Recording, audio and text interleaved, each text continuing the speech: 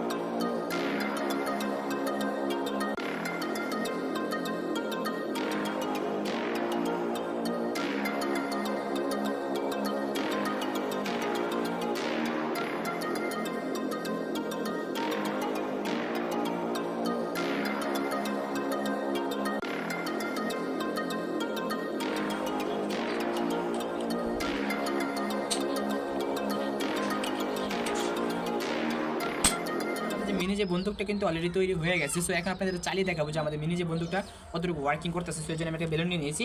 এই বেলুনটা আপনাদের ফাটিয়ে দেখাবো দূরে থেকে।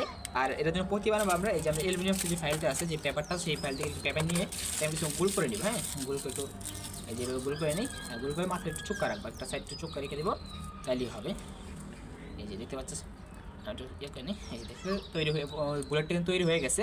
তখন যে কাজটা করতে হবে, আমাদের যে রবারের যে শিকটা সেটা আমি এবার টাইম দিয়ে ধরে পিছনে যেই আনটা আছে সেই আনটাতে বাজিয়ে দিব।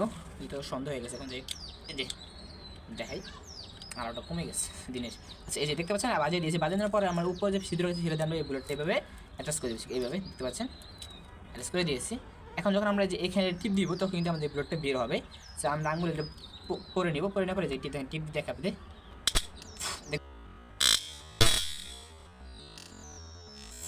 দেখতে পারতেছেন সুন্দরভাবে বুলেটটা চলে গেছে।